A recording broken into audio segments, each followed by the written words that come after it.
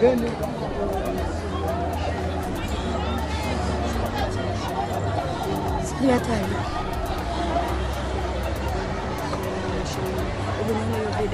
baba.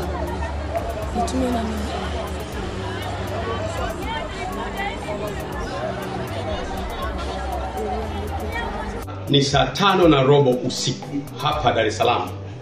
Na hawa maaskofu wamefika hapa usiku sasa hivi kwa sababu ya taharuki iliyotokea.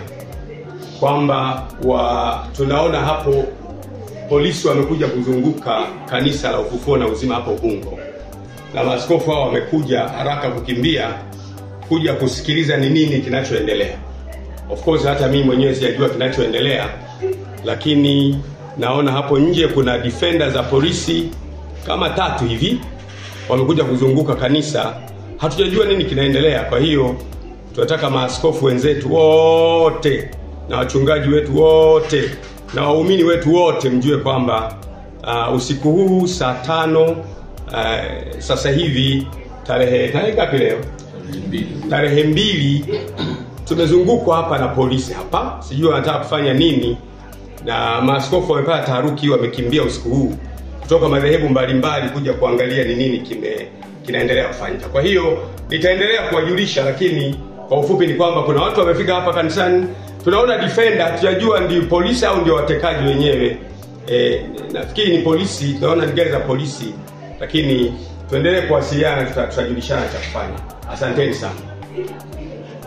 Ni kweli moja ya jukumu letu la kikatiba na la kisheria ni kuzisimamia sheria ambazo zinakuwa zimetungwa na bunge letu la Jamhuri ya Muungano wa Tanzania. Kwa hiyo ni kweli tulikuwa maeneo mbalimbali, na katika maeneo hayo pia eneo unalolitaja tulikuwepo.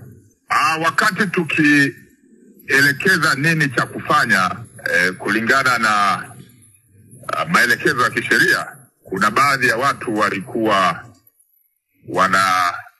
wanafanya mambo ya kufanya kutoelewa. Kwa hiyo ilibidi tuwachukue na tunaendelea kuongea nao tujue kweli walikuwa hawaelewi kilichokuwa kinatekelezwa na maafisa wa polisi au walikuwa wanafanya tu kukataa kwa maana ya kutaka kusababisha fujo.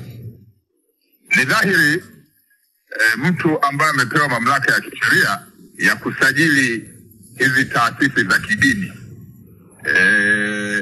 hicho kikiwa ni moja ya chombo cha kidini kilichosajiliwa, alipitisha ule usajili wa taasisi hiyo ya kidini kuendelea kufanya kazi iliyokuwa ikizifanya. Kwa hiyo sisi jukumu letu ni kuona kwamba tunaitekeleza ile sheria na kusimamia kuona kwamba kilichoelekezwa sasa cha kisheria basi kinatekelezeka, na kutekelezeka kwake ni kutoendelea kufanya zile shughuli zilizokuwa zikifanyika, na kama akitaka ziendelee kufanyika au wahusika waendelee kufanyika, basi wafuate utaratibu wa kisheria, ikiwa ni pamoja na kukata rufaa kwenye mamlaka za kisheria zilizowekwa, na kama wakiruhusiwa, basi sisi pia tutakuwa katika mtizamo ule ule wa kisheria wa kuona kwamba sheria kwa mujibu watakavyokuwa wamekata rufaa wakiruhusiwa, basi sisi tunakuwa hatuna pingamizi. Lakini kwa sasa tunatekeleza kile ambacho